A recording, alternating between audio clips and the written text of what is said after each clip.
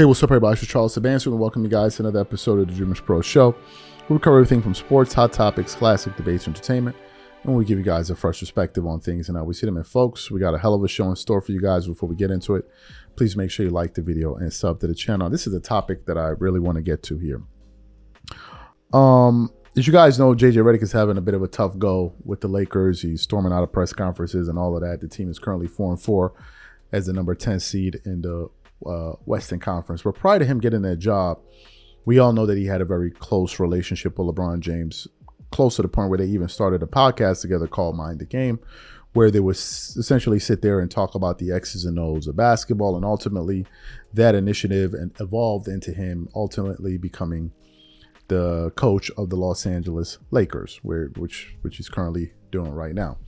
But going into that job, a lot of people were speculating a few things. Number one is JJ Redick going to be able to hold LeBron accountable? Number two, is he going to be giving LeBron James any preferential treatment? Number three, is he going to give Bronny James any preferential treatment? And it seems like that's really at the heart of what today's show is all about. This morning, I came across a clip from The Odd Couple with Rob Parker there and his new partner, and they were essentially talking about this very thing. And as they were talking about it, both Rob and the LeBron James supporter, let me see if I can get his name right, so it don't look like I'm hating on anybody here. I was not feeling some of those basketball takes right now, but anyway, okay, for whatever his name is not coming up. But anyway, to my surprise, not only did Rob Parker give JJ Redick a serious warning about holding LeBron James accountable in front of his teammates, but so did the LeBron supporter. And he said that if he doesn't do that, he may risk losing his entire locker room. So for those of you who didn't hear what these gentlemen had to say, I want to play for you now, and I'm going to come back and continue on the show. Take a listen to this here. I get that, but when you enter into a working relationship with somebody like that, the other guys in the locker room, they know, and they're like, oh, you hear that? He all there talking about loving LeBron. up on him. Exactly. I agree. It makes it tough where you could lose guys, or people start to tune you out because they're like, this is crazy. Like we've watched LeBron too not play defense. Well, without a doubt. And where's it's a mixtape of it. And we want to hear him stand there and give LeBron the business. I wonder if he will. Well, but that's why I think if you're really JJ Redick and you want to get people to buy into you, like your first time with LeBron, go at him. And let people know that I'm going after LeBron. I'm going after you if you don't do what you're supposed to do. But just to praise LeBron and all that, and then want to attack. And I'm not saying D'Angelo Russell didn't deserve it, but it just comes off as preferential treatment, and that's the way people are going to take it. I think the first sign of LeBron being Ole guy, because it's early. He has been playing pretty hard right now. It's been 6, 7, 8 games in. I think the first, when he starts to turn into the hands on the hips and, letting guys go by, if he doesn't say, hey, man, we didn't have it tonight, and I got to expect more from LeBron. He's our leader. He's supposed to be setting the tone. If he doesn't do that, I completely agree where guys start going, man, here we go. Right. He's seen that dude standing up, or he's seen him see the loose ball. He ain't died for it. You ever see you got to call that. He has to set the tone. I like Phil when LeBron Jackson looks at the other people when his man, he will find a reason. He will be like, no, remember I said triangle D when we was going to run it. Bruh. Or he put his hand out like, come on, you ain't see that? I thought we was going to run with switch. Come on, Brian.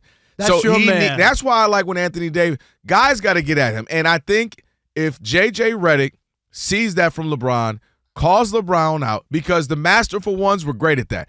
Phil Jackson was masterful. I don't care if you Shaq, Kobe, Pippen, Jordan, you can get this smoke. People want to be coached. They do. And if they do something that's right, people do. I don't buy in that they don't want to. So you heard what they had to say. What are my thoughts on this? I think they are 100% on the money. And it's going to be crucial that JJ Redick does that. right? That he holds LeBron James accountable. They were reacting to some comments that he made when LeBron scored 30. He's like, oh, well, LeBron was out there playing the hardest, which just feeds into the narrative that a lot of his fans feel, which is if the Lakers get blown out of the game, they're just going to point to the stats and be like, well, look, you see, he scored 39 points, so that means he was playing really well, regardless of the fact that he led the team in plus, and he had the most in terms of a negative plus minus, and they lost the game. That doesn't matter. As long as LeBron got the stats, they're good with that, and LeBron understands that that's a great narrative, and that works for him and his fan base. If LeBron gets his stats, as long as he gets his stats, his fan base is cool because it can use those stats to argue. Hey, look, well, he got his stats. But like they lost, but it doesn't matter. He got his stats, right? So they know that. Now, the question is, excuse me, is JJ Redick going to be willing to do this? I have a surprise for you guys. I think he will. I actually think he will. I actually think JJ, there's going to come a point in time where he holds LeBron accountable. I think it's going to happen. And I think it's going to happen in public display and in a public forum, like during the game. And the question is, how is LeBron James going to react to that? How is he going to react to JJ Redick doing that to him publicly? It could happen on a play where LeBron doesn't get back on defense. As a matter of fact, the entire Lakers team doesn't get back on defense. That was one of the analysis of the team. Every team in the NBA knows that Lakers are not going to run back on defense. Whether they make or miss the shot, they're not going to do it. Well, that's coaching. That is coaching, because you as the coach now have to encourage your players to run back. And if you're there shouting at D'Lo for not running back, or you're shouting at Austin Rivers for not running back, or this guy or that guy, but then LeBron is lollygagging in the background, complaining to the referees and all of that, but you're yelling at these guys, you're going to lose the locker room and you're going to lose all credibility right there and then, because they're going to be like, well, you're not holding all of us accountable. And that's a problem. Now, we've seen truly great coaches show that they can do that. To use the gentleman's example, we've seen Phil Jackson do that. We've seen Greg Popovich do that. You've seen Greg Popovich, and Greg Popovich actually can coach his ass off. You've seen him coach Tony Parker hard. You've seen him coach Manu Ginobili hard. You've seen him coach Kawhi Leonard hard. And you've even seen him coach Tim Duncan hard. I coach him. Get on him. That's a sign of a great coach. And we're going to have to see that, because a lot of those bad habits start at the top. LeBron doesn't get back on defense. There are times when he just plays on one side of the ball. Are you going to be willing to call him out? And if he does call him out, how would that affect his relationship with LeBron? How's it going to affect it? Is LeBron James going to be able to deal with it? I don't know. I actually don't think so. The only coach in recent memory that I've seen be able to call out LeBron James is Ty Lue. Where LeBron was there saying, he said, man, shut the F up. Like, shut up. Like, I got this. Like, shut the F up. I got this.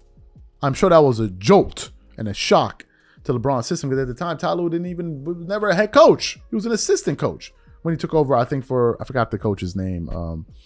Fizdale. Was it Fizdale? I think it was him with the Cleveland Cavaliers. So it's going to be something to pay attention to. And I'm going to be paying close attention to this here. So what I want to know from you guys, what do you think about the advice that Rob Parker gave JJ Redick at number 2? Do you think JJ Redick is going to follow through with it? Whatever you guys think. Please leave your thoughts and comments in the comment section, and we'll catch you on the next show. Peace.